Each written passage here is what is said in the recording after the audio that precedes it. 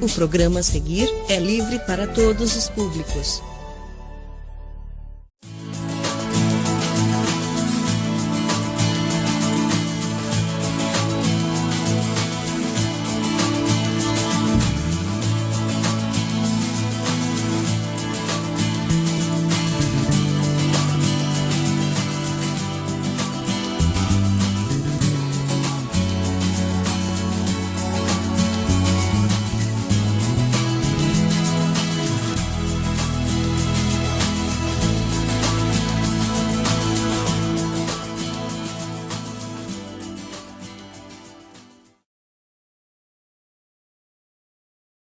Com a temática ou com o tema mudança de mentalidade.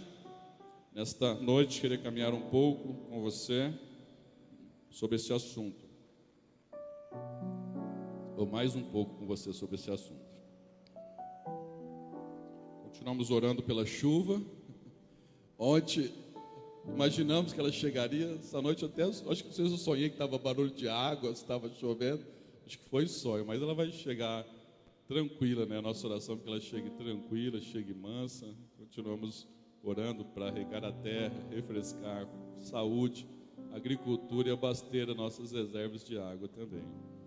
Êxodo capítulo 2, nós vamos ler alguns versículos. Você mantenha a sua Bíblia aberta, por gentileza. Primeiro, Êxodo capítulo 2, versículos 23 e 24. Diz o texto da palavra do Senhor: Muito tempo depois morreu o rei do Egito. Os israelitas gemiam e clamavam debaixo da escravidão, e o seu clamor subiu até Deus. Agora capítulo 13, versículos 17 e 18. Capítulo 13, versículos 17 e 18.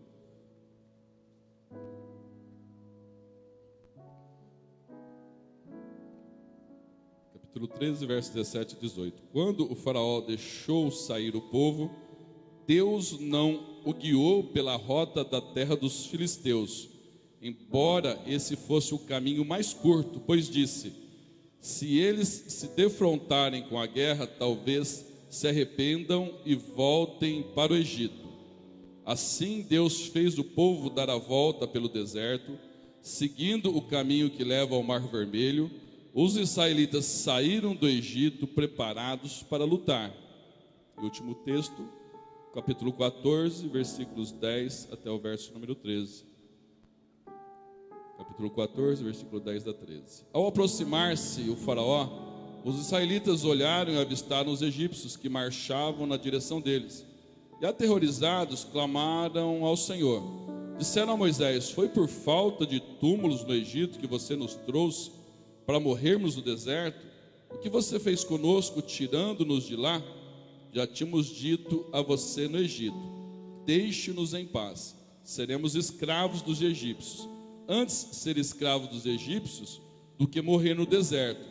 Moisés respondeu ao povo: não tenham medo, fiquem firmes e vejam o livramento que o Senhor trará hoje, porque vocês nunca mais verão os egípcios que hoje vêm. O Senhor lutará por vocês, tão somente acalme-se. Que o Espírito Santo possa revelar a palavra dele aos nossos corações.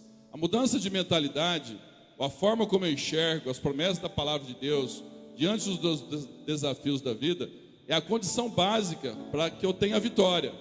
Um dos fatores determinantes, se eu vou superar obstáculos, seguir em frente, alcançar alvos, se eu vou atravessar a linha de chegada, se eu vou experimentar daquilo que o Senhor tem preparado para mim e para você, é se eu vou pensar como alguém livre ou como alguém escravo.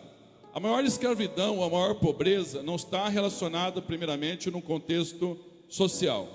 A maior pobreza ainda está relacionada à questão de mentalidade, está relacionada a uma questão de coração. A maior pobreza ainda não está relacionada a fatores de conforto ou de bens materiais. A maior pobreza está relacionada à maneira como a pessoa pensa. Hoje nós vemos dias muito intensos sobre muitos livros de autoajuda. Mas a autoajuda, ela tem uma característica: descubra o poder que está dentro de você, desenvolva o melhor que está dentro de você, e fale algumas coisas positivas, e a tua vida vai dar certo. E tem muitas filosofias e teorias e formas de pensar e de expressar baseado na autoajuda, mas a autoajuda não é suficiente.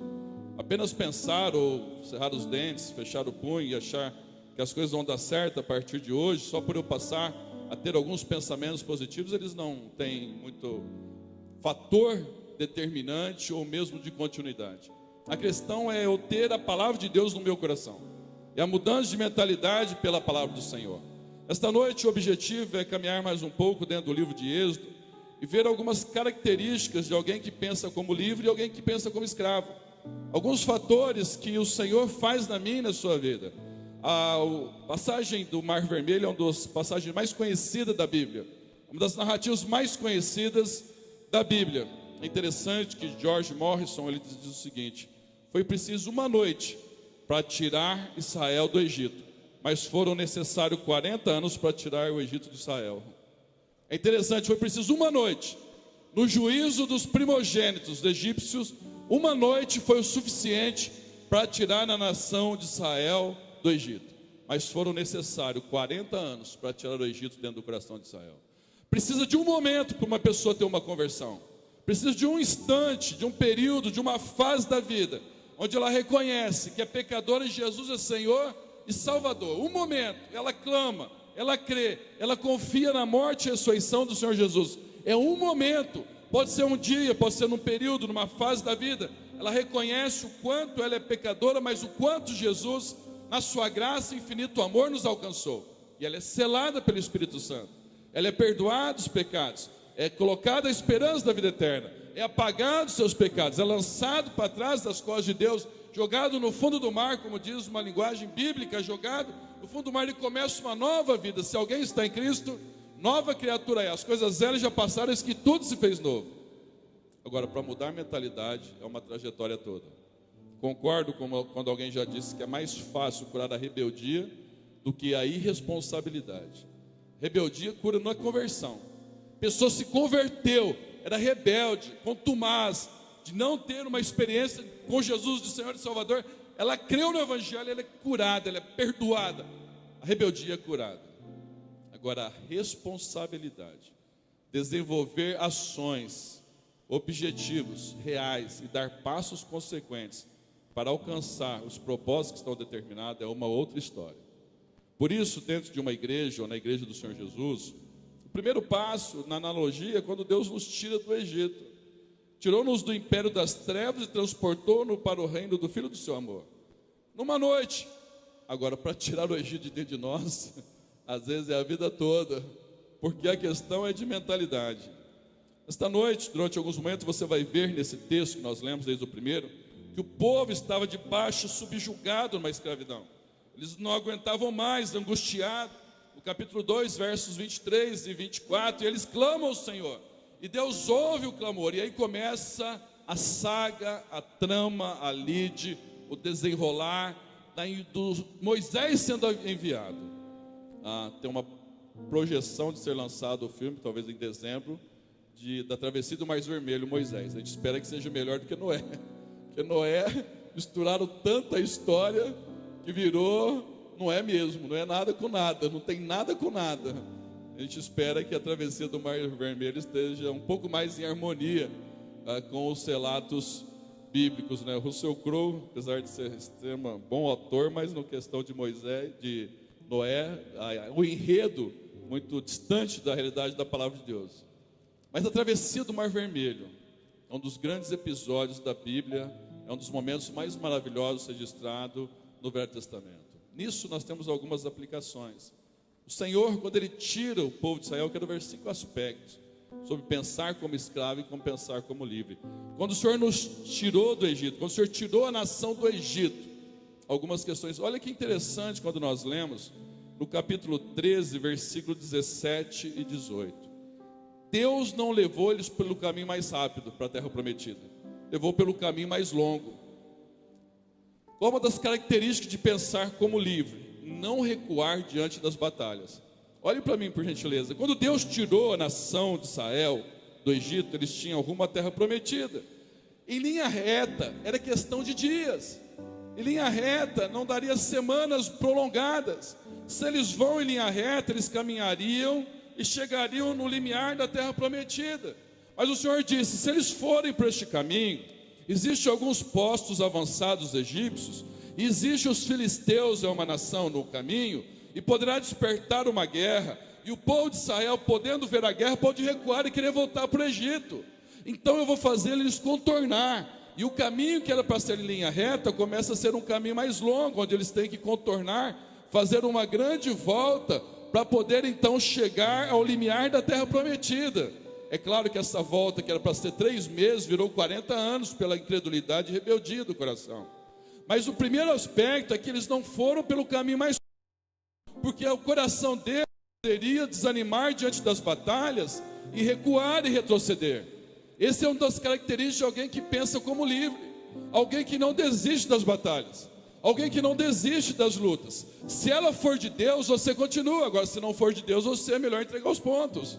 Se ela não for de Deus, é melhor pedir trégua. Se ela não for de Deus, é melhor se render, não tem problema nenhum.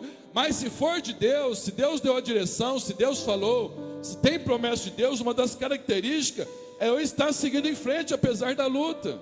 E é interessante que no versículo número 14, no versículo número 18, diz que os israelitas saíram do Egito preparados para lutar.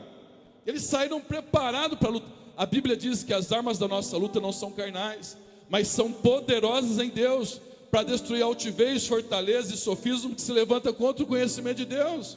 A Bíblia diz no livro de Filipenses, capítulo 4, versículo 13: posso todas as coisas naquele que me fortalece. Mas eu tenho percebido pessoas que vivem ciclos, inclusive ministeriais. Eu vejo pessoas que vivem ciclos, ela vai, caminha, aí a batalha intensifica, ela recua, ela dá um passo de fé, aí a batalha intensifica, ela volta, ela começa a crer, ela vai firme, daqui a pouco a batalha intensifica, ela retrocede. A Bíblia diz que aqueles que creem não devem retroceder. Por isso que alguns são vitoriosos e outros não. Por isso que tem ministérios que frutificam e outros não. Por isso que tem ministérios que rompem e outros param no meio do caminho. Começar, vários começam, mas a batalha parece acirrada e a pessoa desanima. Há várias pessoas, irmãos, que eu vejo dentro da igreja, não dessa igreja apenas, dentro da igreja do Senhor Jesus, que ela vive em ciclos. Pastor, agora eu vou começar a levar a vida cristã, eu quero me envolver no ministério, quero servir. Aí ela dá alguns passos, mas ela tem uma curva, daqui a pouco ela entra em declínio de novo, ela para. Isso até que a pessoa creia que a batalha não é para desanimar, que a batalha não é para desistir. Tem momentos que Deus nos leva para caminhos, eu sei que nós não devemos, só reconsiderando a frase, nós não devemos pegar atalhos. O Senhor tem os caminhos melhores para nós, mesmo quando são mais demorados. Tem caminhos que nós queremos que fossem curtos, tem caminhos que nós queremos que fossem rápidos, tem bênçãos que, se nós pudéssemos, nós queríamos que acontecesse ontem. Mas não é assim o caminho de Deus. Deus tem um caminho diferente. Os pensamentos dele são mais altos que o nosso, os caminhos são mais altos que o nosso. E eu preciso crer mais uma coisa, eu preciso ter uma convicção: eu não posso recuar diante das batalhas, porque senão eu não chego a lugar algum na minha vida. E eu estou dizendo, primeiro em termos de projeto espiritual, irmãos, isso é comum acontecer, esse ciclo, mais do que eu gostaria de ver.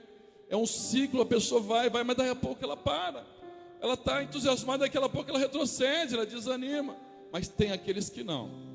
Tem aqueles que creem, tem aqueles que vão em frente, faça sol, faça chuva, na luta, na batalha, dando tudo certo, lutando, ele se levanta quantas vezes for necessário, até que experimente o projeto que Deus tem determinado no coração dele. Perseverar é o grande significado, o grande ponto relevante. Tudo que você começa, a não ser que Deus mande desistir, você persevere. Começa a ler um livro, mesmo que você não gosta, vai até o fim. Porque se você não lê o primeiro, o segundo você não lê, o terceiro você não lê, o quarto você não lê, você acostuma a parar a leitura sempre, você não acaba lendo o livro inteiro nunca. Se você pegar o livro, comecei a ler o primeiro, não gostei, parei. Começou a ler o segundo, não gostei, parei. Começou a ler o terceiro, o quarto, você não chega a lugar algum. Eu preciso da graça de Deus para ser uma pessoa perseverante, para chegar aonde o Senhor tem determinado. Irmãos, crê na promessa quando tudo está fácil, não tem desafio nenhum. Crê no avivamento da igreja, crê que a igreja vai crescer, crê que a igreja vai, não tem desafio nenhum. A questão é quando a batalha intensifica, aqueles que colocam o anjo debaixo da arca e falam: Deus prometeu, Ele vai cumprir. Deus prometeu, Ele vai cumprir. Eu lembro o pastor Jorge Inhais deu um testemunho, nós estávamos no culto, e eles deram um passo de fé. Compraram uma área, a igreja era pequena, eles compraram uma área. O pastor Jorge Inhais, ele era da Igreja Batista Floresta. Na escala, ele era 11º pastor, na hierarquia, ele era 11º pastor. Tinha o primeiro, depois tinha o segundo, tinha o terceiro, tinha o quarto, tinha o quinto, sexto.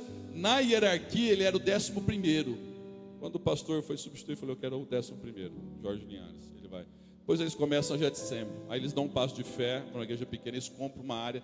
Quando ele comprou a área, as pessoas que mais contribuíam financeiramente na igreja não concordaram com algumas coisas, foram embora da igreja. A maior parte dos empresários foram embora da igreja, naquele momento que ele comprou uma área que precisava aí de investimento. Ao passo de fé, falou: naquela hora, boa parte dos empresários deixaram a igreja, os que mais contribuíam financeiramente deixou a igreja. Ele falou: foi aquela hora, é essa hora que a batalha intensifica. É essa hora, irmãos, é essa hora. Provavelmente, se tivesse desanimado, não estaria com uma igreja de 30 mil membros, com certeza. Tem horas que a batalha intensifica. É nessa hora que é hora de perseverar. Em uma igreja, num ministério, na tua vida, numa promessa que Deus tem para você, segundo o poder, segundo o querer dele. Eu sei que tem hora que a batalha é tão intensa que você fala: Deus, eu não vou dar conta. Tem hora que a batalha ela fica tão acirrada que não vou dar conta. Davi, o primeiro gigante, ele venceu com funda e pedra. O segundo na base da espada e lutando muito. O terceiro e o quarto. E o quinto, ele caiu no campo de batalha cansado. Se Abissai não entra para retirar, ele morreu no campo de batalha. Você vai ver que as lutas foram intensificando, porque os inimigos já conheciam a estratégia. Golias nunca imaginou que aquele garoto, sem armadura, sem habilidade de guerra, sem estratégia de guerra, um pastor de ovelhas, ele nunca imaginou que estaria rodando uma funda e a pedra atingiria no lugar realmente que ficaria cravando e jogando ali. Mas o segundo gigante que foi lutar com Davi já foi mais, já foi atento, falou: isso daí derruba com pedra. Davi precisou vencer na base da espada, o segundo, precisou lutar. O terceiro, o quarto, mas o quinto, a Bíblia diz que Davi lutou tanto, que ele ficou cansado, que ele não tinha forças mais para lutar, e entrou Abissai. Tem hora que a batalha você vence na fé, só com funda e pedra.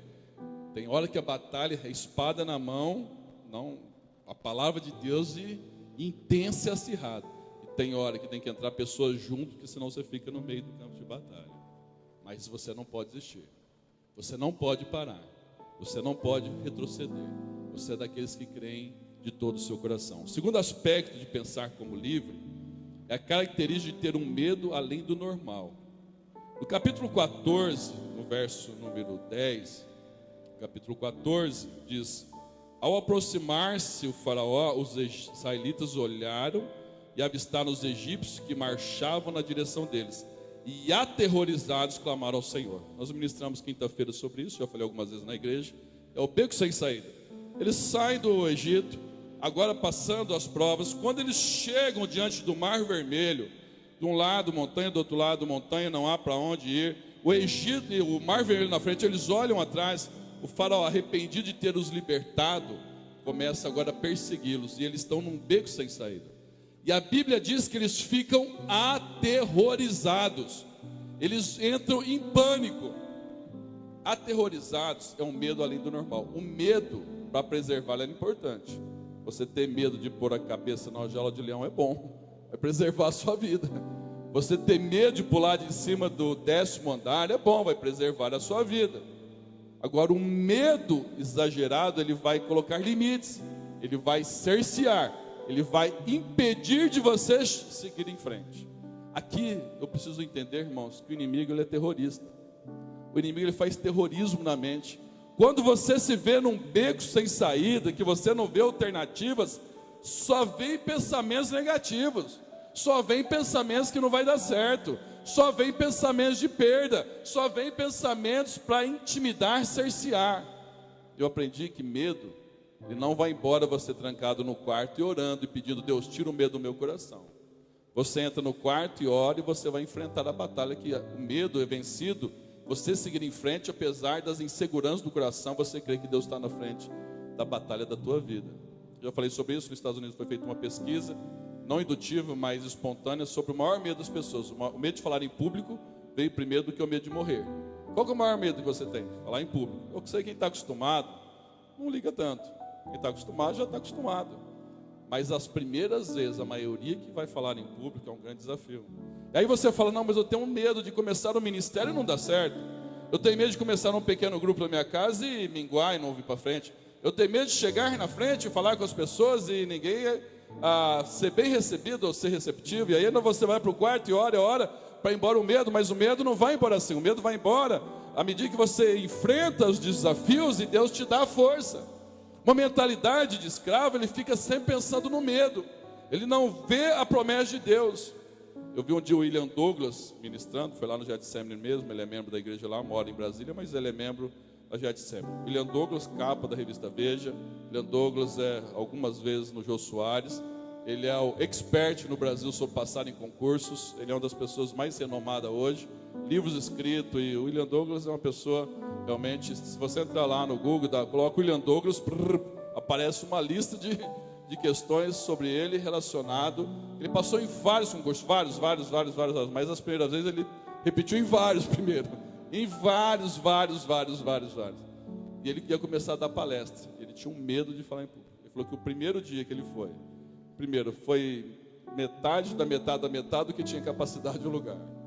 E aí dos que foram, metade dormiu e metade foi embora antes de acabar a palestra. Foi a primeira palestra que ele fez. Só que hoje as palestras dele é altíssima de valor, extremamente concorrida. Foi um dos workshops lá mais concorrido que teve lá. 3 horas da tarde foi quase a galera toda foi. Mas a primeira vez foi dessa maneira. É dessa forma. Às vezes a pessoa tem medo de entrar numa empreitada e não dá certo. Tem medo de começar e não dá certo. E aí que entra a diferença. O Senhor diz para mim e para você: não temas, porque eu sou contigo. Não te assombres, porque eu sou teu Deus. Eu te ajudo, te esforço e te sustento com a minha mão direita. Não tenha medo, crê somente. Eu sei que muitas vezes a insegurança vai bater a porta do coração. O temor vai bater a porta do coração, mas que isso não paralise a sua vida. Não se intimide com isso. Não fique cerceado. Pegue as promessas de Deus e siga em frente. Há pessoas que ficam paralisadas, aterrorizadas, petrificadas. Elas ficam estagnadas, elas ficam inertes por causa do medo de não poder dar certo, de não conseguir, de não superar. Essa é uma mentalidade de uma pessoa que possa pensar como livre. Posso enfrentar o que for, eu não vou desistir, eu vou confiar, eu vou pegar as promessas da palavra de Deus. Não temas, crê somente, não temas, eu estou contigo, não te assombres, e eu vou seguir em frente. Eu vou confiar nesse poder e nessa promessa do Senhor. Terceiro aspecto de uma mentalidade de necessidade de mudança é quando se conforma em ser escravo. A vida está assim mesmo, e eu me conformo com aquilo, e tudo que eu poderia esperar é isso mesmo. E a pessoa mistura gratidão no coração com resignação fatalista. Ela mistura ser grata porque ela tem e com conformismo diante da vida. E ela fica uma pessoa que está bom daquela maneira, ela não procura naquela área superar. É interessante que depois de eles estar nesse estágio de beco sem saída, no capítulo 14, versículo 12, eles falam para Moisés. Olha o que eles dizem para Moisés: já tínhamos dito a você no Egito, deixe-nos em paz, seremos escravos dos egípcios. A pessoa, ela fica escravo da bebida, ela fica escravo da droga, ela fica escravo de relacionamento codependente, ela fica escravo de uma situação. Deixa eu escravo mesmo. Ninguém se torna escravo da noite para o dia, é uma caminhada. Aquela mulher, 18 anos, andando encurvada, era demônio. Não era possessão, mas era opressão. Aquele demônio não era questão patológica, ela não tinha escoliose, ela não tinha que fazer RPG, ela não tinha uma questão de postura, no sentido de apenas ergometricamente falando, ela não tinha uma questão de ossos, de nervos, não é isso. Havia um demônio oprimindo a vida dela, 18 anos. Mas aquela mulher não era uma mulher que estava envolvida no ocultismo, não era uma mulher que ficava fazendo trabalho em cachoeiras, não era uma mulher que ficava fazendo pactos com o demônio. Aquela mulher frequentava a sinagoga, aquela mulher frequentava a igreja, ela ia todos os cultos na igreja. Aquela mulher estava 18 anos na igreja, ela frequentava todos os cultos. Mas a Bíblia diz que ela andava encurvada e já ela nem percebia que era demônios, nem ninguém mais sabia. Mas não era demônios, ou endemoniamento, porque endemoniamento, ora, ele ir num culto, ou num cântico, ou num louvor, na unção, ele vai embora. Mas não era, era uma opressão sobre a vida dela. Mas interessante que, provavelmente, com certeza, aquela mulher não ficou encurvada de uma hora para outra. Com certeza, a mulher sentiu alguma dor, ela encurvou um pouco. E aí é mais confortável andar torto do que endireitar, porque dói para a hora que vai precisar endireitar. E ela foi submetendo, e aí ela abaixou mais um pouco. Aí quando foi passar o tempo, ela andava totalmente encurvada, de tal maneira que era perceptível, não era uma questão, era uma anomalia intensa, até que Jesus aparece na vida dela e liberta. Essa é a questão que às vezes vai submetendo, e a pessoa acomoda em ser, ou se conforma em ser escravo.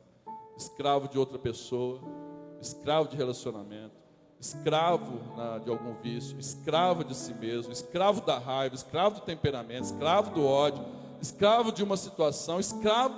Eu preciso ter uma postura no meu coração. O Senhor me chamou para ser livre, o Senhor te chamou para ser livre. E conhecereis a verdade vos libertará. Se pois o Filho vos libertar, verdadeiramente sereis livres. Uma pessoa que tem a mentalidade livre, quando ela se sente um pouco presa, ela fica se debatendo o tempo todo.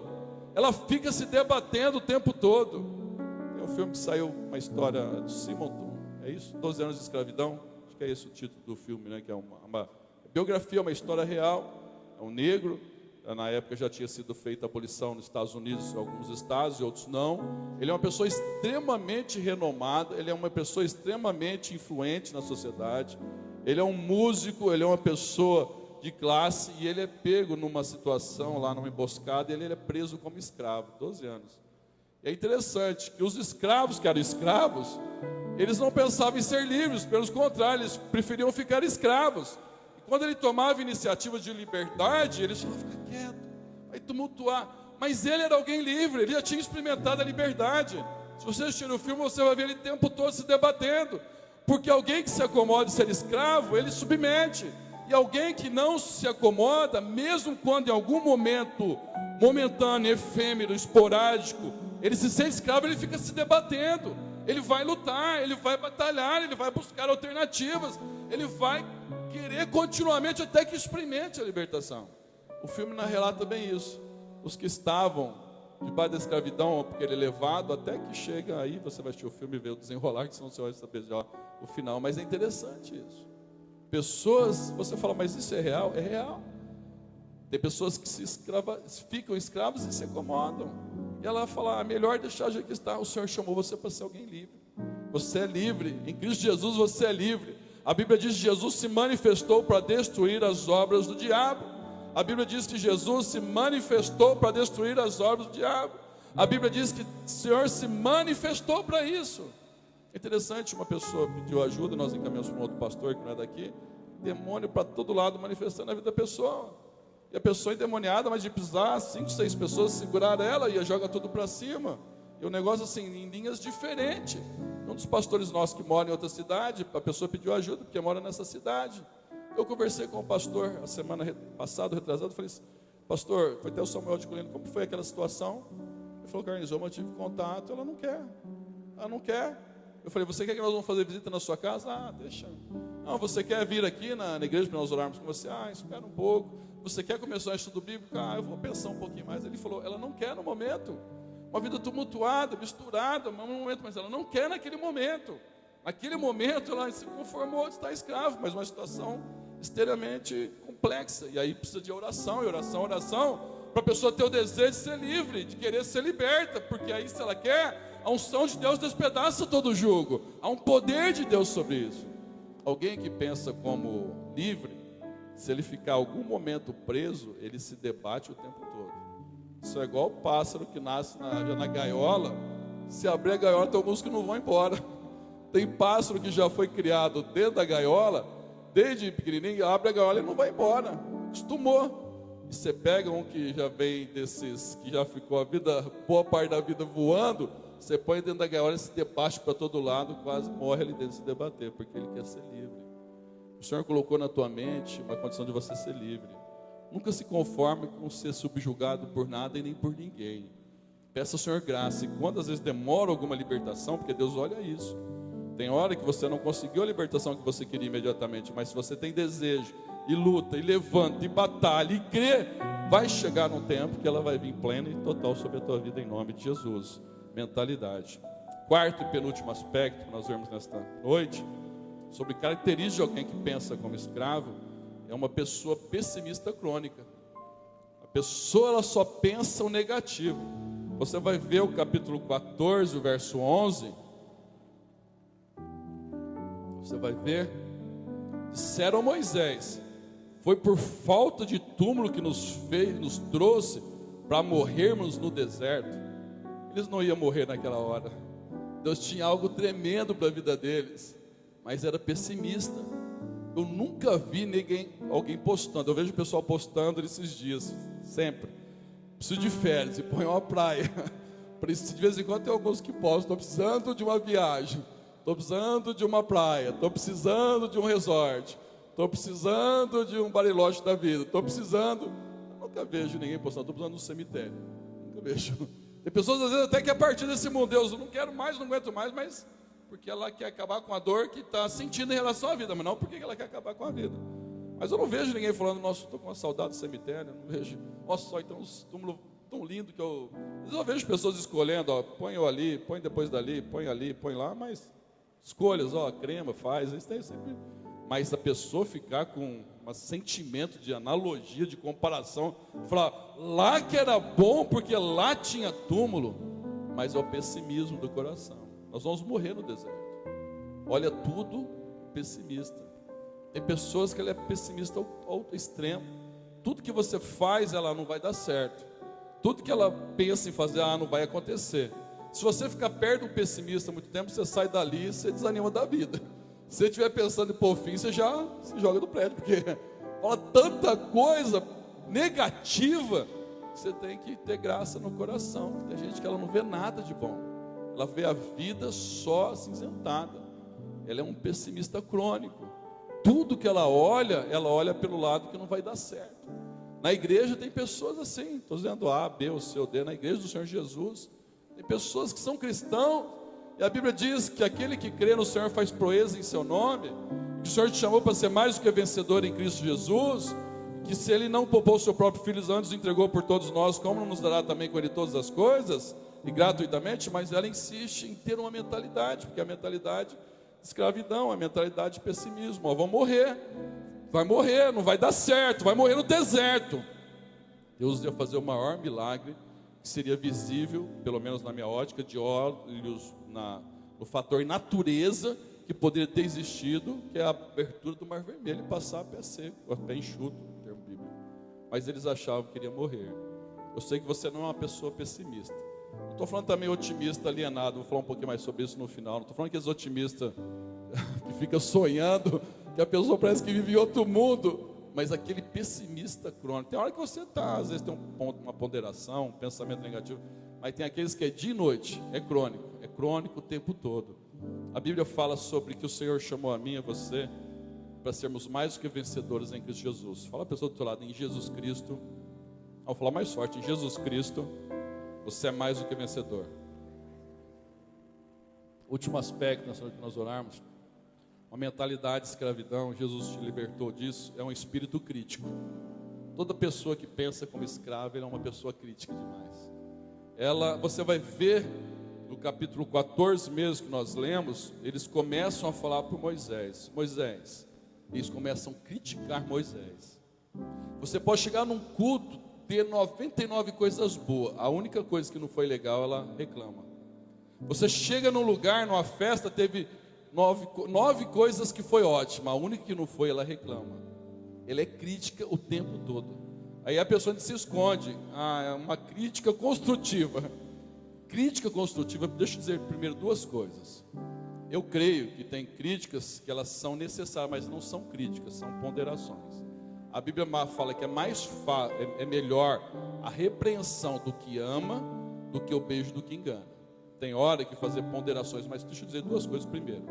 Quando uma pessoa se propõe a falar de algo que não está legal, ela tem que entender 2 fatores: a hora de falar e como falar. A hora de falar e como falar.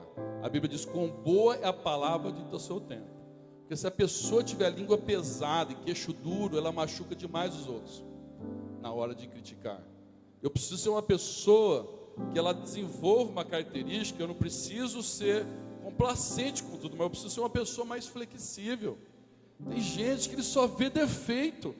Ele vê defeito. A pessoa dentro de casa pode ter feito a melhor comida. A salada ficou um pouco salgada, ela não elogia a comida, ela só elogia a salada. Mas salgou essa salada, hein? Limpou a casa, limpou tudo legal, mas ficou uma poltrona sem do jeito que não queria. Ela veja olhar tudo que está bom. Nossa, mas aquela poltrona faltou limpar. Filho tirou 9,5. Mas por que você não tirou 10? Por que você não tirou 10? Eu aprendi duas coisas em relação à crítica. Primeiro, se você não está passando aquilo, você não sabe o que é aquilo. Só quem está passando para poder falar, ou quem passou. Quem está de fora e falar, eu faria isso, é diferente do que quem está no meio da situação e passando, atravessando aquilo. De fora é mais fácil falar. Quantas vezes eu encontro pessoas e vem falar para mim, eu falo, eu sei o que você está passando. Porque quem está de fora é mais fácil falar. Mas quem está passando primeiro é isso. O segundo aspecto que eu aprendi, tem uma maneira de você às vezes corrigir ou repreender amorosamente. Mas se você for uma pessoa de língua pesada e dura, queixo duro, você vai se tornar uma pessoa que as pessoas vão se fechando o coração. Vão se fechando. Tem gente que chega, fala com você, e fala um negócio para você, você vai embora, você fica devendo favor ainda. O pastor Mário tem essa característica. Algumas vezes que ele já vem falar comigo, dá um toque, ele fala o que tem que falar, e você fica devendo favor ainda para ele.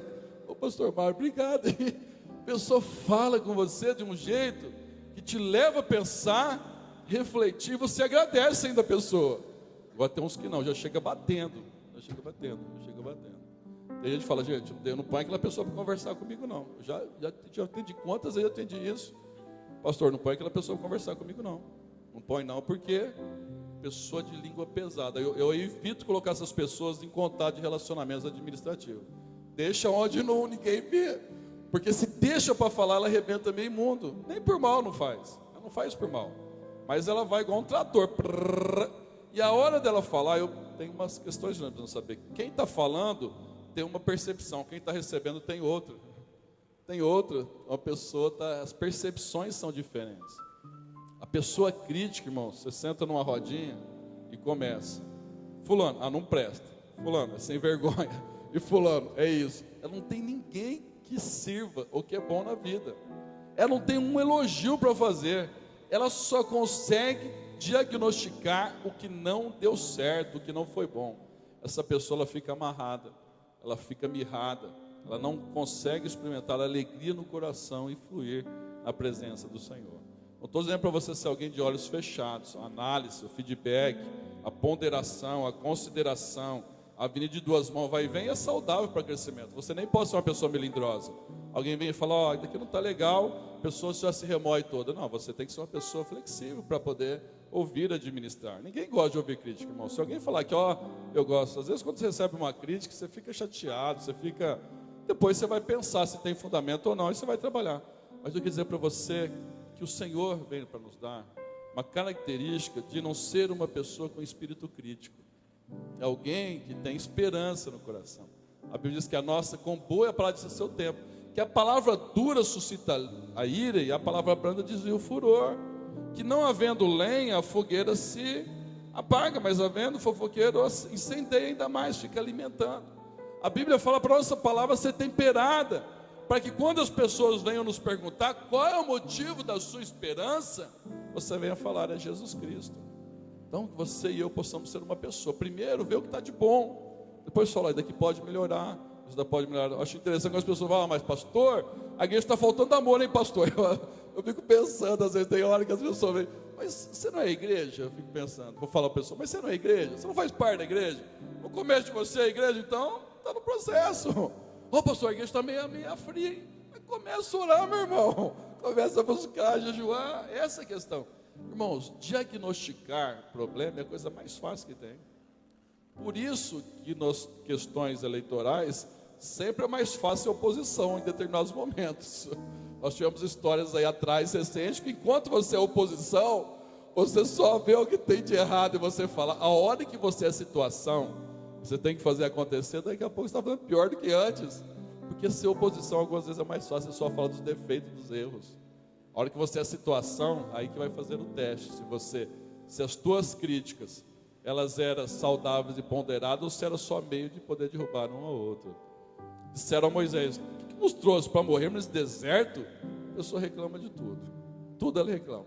Tá certo que esses dias a gente tem falado, gente, Deus, que calor, hein? Agora a gente começa a fase do horário de verão. Eu gosto do horário de verão, eu não gosto do horário de verão. Nossa, esse horário de verão eu fico cansado, hein? Nossa, esse horário de verão eu gosto porque eu curto bastante o dia. Nossa, eu não durmo direito nesse horário de verão. Nossa, agora começa a temática, além daqueles assuntos desnecessários, né? É 2 horas, mas qual 2 horas? Do horário de verão? Horário, 2 horas, é 2 horas, agora acabou. 2 horas, 14 horas. Agora começa aqueles que começam a perguntar: tem um compromisso 15 horas, mas 15 horas do horário de verão ou 15 horas do horário? É 15 horas de Brasília, que é 15 horas que nós temos aqui. Para encerrar, eu vi um pensamento, nós vamos orar, o irmão Zulor pode vir à frente, do Ed Renekiewicz, eu até postei. Entre os otimistas e ingênuos, tem pessoas que são otimistas e ingênuos. Ele vê o mundo cor-de-rosa, ele vê como o mundo um conto de fadas. Você fala, essa pessoa está em outro mundo. Ele não tem responsabilidades, ele vive uma ilusão de vida. É os otimistas e ingênuos. Ele olha como se a vida fosse uma grande festa, só que ele não dá passos reais e consequentes para chegar a objetivos. Ele só tem aquela ideia, tem aquela movimentação, mas é otimista e ingênuo. Tem os pessimistas frustrados. É aquele pessimista que não deu certo alguma coisa para ele, não pode dar certo para ninguém. Se alguém trocou de carro, está roubando. Se tirar um carro novo, então, tem 5 pessoas trabalhando na família. O esposo, a esposa, 3 filhos, pagando o financiamento, 80 parcelas, sai com um carro novo, o frustrado olha, e por isso fala, deve estar roubando a empresa. Tirou um carro novo, deve estar roubando a empresa. Ninguém pode sair do lugar que está fazendo alguma coisa errada. Esse pessimista frustrado, ele não suporta ninguém prosperar na vida, ele não suporta ninguém ir bem. Está sempre a inveja permeando, porque é um pessimista frustrado. Tem os realistas engajados, e ele diz o seguinte: espero somar entre os que estão de mangas arregaçadas. Que você e eu possamos ser daqueles que estão de mangas arregaçadas. É interessante, ministério, vou concluir com isso. Ministério é muito interessante. Tem a pessoa que chega para ela e fala assim: irmão, você pode fazer essa visita para mim essa semana? Pastor, estou aí, pastor, vou fazer, pastor. Aí chega a semana, fez a visita, irmão? Pastor, não deu. Tinha jogo do Palmeiras, tinha, Quinzinho está aqui hoje, tinha jogo do Palmeiras, trabalhei muito, horário de verão, agora cheguei cansado, suado, não deu tempo, não deu, pastor, mas semana que vem, pastor, estou lá, semana que vem. Aí passa 2 semanas, você pergunta a pessoa, foi daquela visita? Pastor, a semana não deu ainda. Não deu porque surgiu um pernilongo, a coisa está meio difícil, tem eleição agora, preciso me concentrar em votar agora no final de semana, não deu. Passa 3 meses, você pergunta a pessoa se fez daquela visita, ela não fez. Tem pessoas que você fala, você pode fazer? Ela vai. Chega na semana seguinte, você pergunta se você fez, ela fala, eu fui, a situação é essa e essa. É uma pessoa que arregaça a manga e faz acontecer. O Senhor Jesus precisa de pessoas hoje que façam acontecer. Sair na empolgação, muita gente sai, mas ele precisa de pessoas que façam acontecer.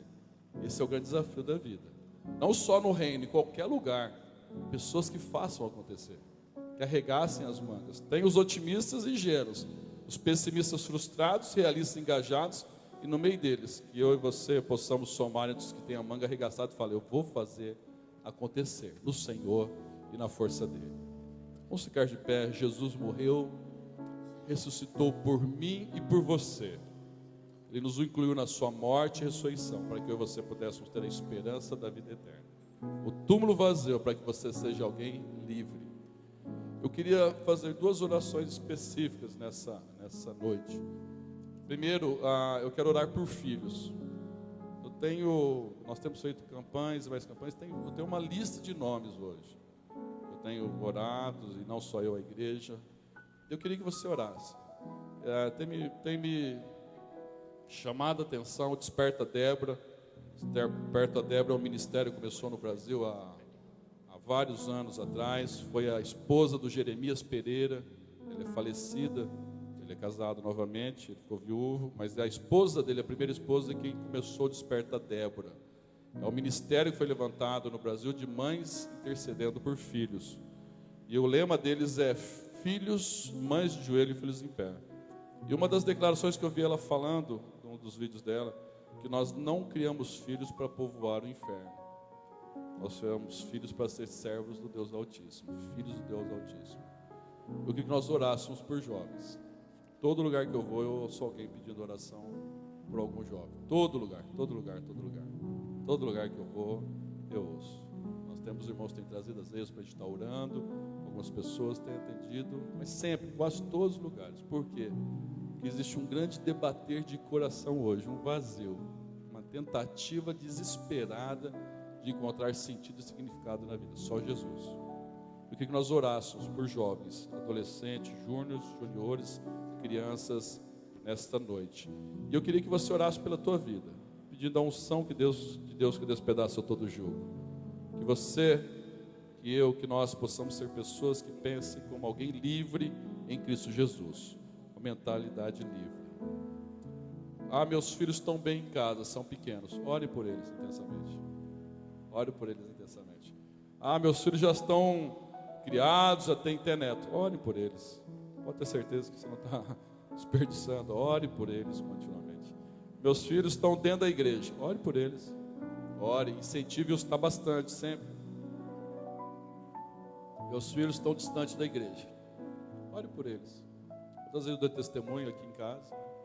Domingo agora nós temos a ceia. O Felipe vai pregar lá em Pirangi. Vai ter a ceia do Senhor na igreja Batista Pirangi.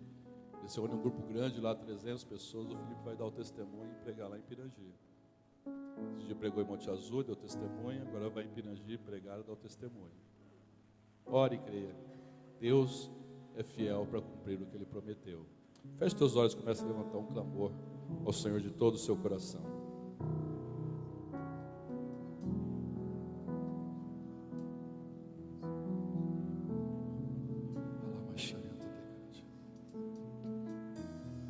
Fala para Deus primeiro. Nós vamos orar pelos jovens, pelos filhos. Orem pelos adolescentes da igreja, pelas crianças, pelos jovens, os que não estão aqui. Orem pelos pais, orem. Eu creio no poder da oração. Eu creio que tudo pode ser mudado pela oração. Eu creio que aquilo que o inimigo intentou em mal, Deus transforma em bem. Eu creio que Ele é poderoso para fazer infinitamente mais, além do que pedimos ou pensamos, segundo o poder que nós operamos. Mas a batalha está acirrada, não desista.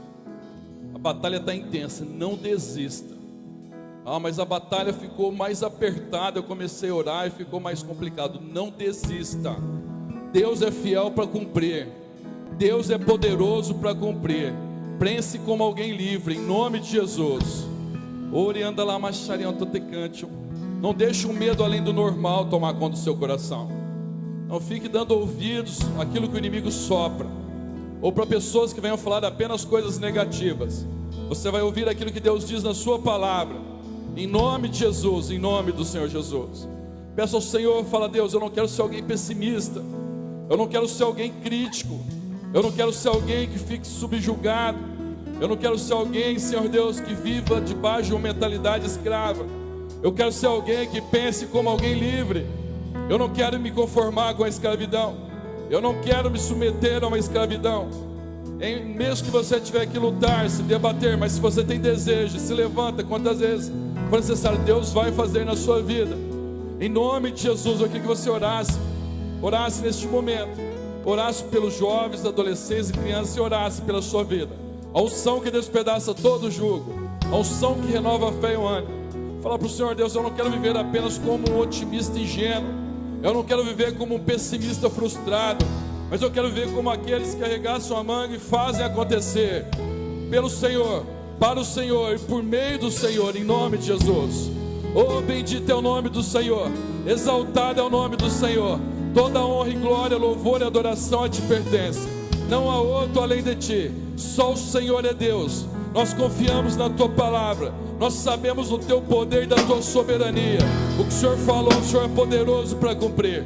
Eu creio, Senhor Deus, que o inimigo se levanta por um caminho e vai fugir muitas vezes por 7 caminhos, Senhor Deus. Eu creio, Senhor Deus, sobre a Tua palavra, diz: sujeitai-vos a Deus, resistir ao diabo, ele fugirá de vós. O Senhor venha, Pai, sobre jovens, adolescentes, crianças, os que estão na igreja, os que não estão, os que estão inclinados, os que estão distantes. Guarda-os de todo mal em nome de Jesus. Guarda-os com o sangue do Teu Filho Jesus. Envia anjos onde estiverem, ó Pai. Coloque pessoas em seus caminhos, ó Pai, para ministrar da Tua palavra. Mas a palavra plantada, semeada, ela possa germinar e frutificar, ó Pai. Onde estiverem, dentro ou fora da igreja, sejam sempre impactados pelo Teu Espírito Santo. Sejam marcadas essa geração, ó Pai, para levantar em alto e bom som e proclamar que Jesus Cristo é a única esperança. Venha com o Teu poder, ó Pai. Venha com o Teu poder. A Tua palavra diz que o Senhor, Teu Filho Jesus, se manifestou para destruir as obras do diabo. Que sejam destruídas em nome de Jesus, em nome de Jesus. Sobre nossas vidas, ó Pai, pedimos agora a unção que despedaça todo o jugo. Oh Senhor Deus, vem sobre cada um de nós. A força que vem do Senhor, a graça que vem do Senhor, a coragem que vem do Senhor, a ousadia que vem do Senhor, a esperança, a inspiração, a sabedoria, a criatividade, a alegria contagiante, ó Pai, a paixão pelo Senhor acima de todas as coisas. Vem com a unção que despedaça todo o jugo. Cada um de nós tem a mentalidade livre, Pai. Se possas caminhar como alguém livremente do Senhor. Pai, nós queremos crer nessa noite em nome de Jesus. E cada vez que a nossa fé é provada, o Senhor nos dá a chance de crescer um pouco mais, como diz esse cântico. Cada vez que a nossa fé é provada, nós podemos romper em fé, romper os termos, os limites, os cercos do inimigo em fé, e experimentar o que está determinado no teu coração, em nome de Jesus.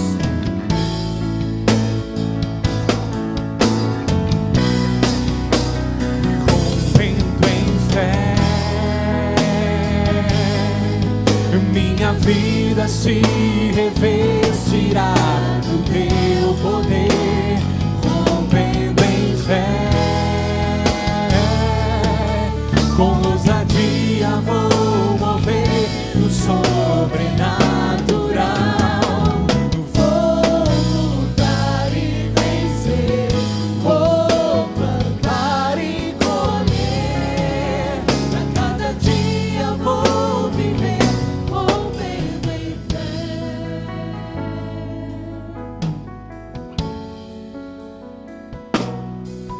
Cada vez que a minha fé é provada, Cada vez que ela for provada, tu me dás a chance, você tem a chance de crescer um pouco mais. um pouco mais. As montanhas e vales, desertos e mares que atravesso me levam pra perto de Desertos ti. e mares que atravessa. Minhas provações não são maiores que o meu Deus é maior do que as tuas provações, e mas não vão muito maior. me impedir de caminhar. Se diante de mim, Olha que diz: não se abrir o mar, Deus vai me fazer andar sobre as águas. declare de todo o teu coração. Rompendo em fé, minha vida se revestirá do teu poder. Rompendo em fé, com ousadia eu vou mover o sobrenatural. Vou lutar e Você vai lutar e vencer, vou plantar e colher. a cada dia vou viver rompendo em fé.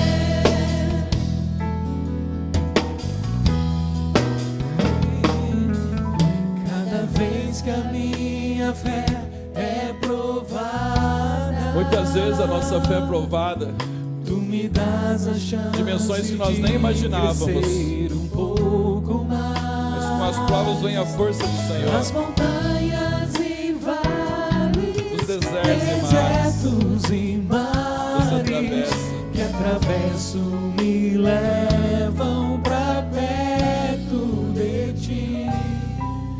Minhas provações não são maiores que o meu Deus é maior do que as tuas provações e não sempre. vão me impedir de caminhar. É maior do que as tuas provações sempre. Se diante de mim não se abrir o mar, Deus vai me fazer andar por sobre as águas, rompendo em fé.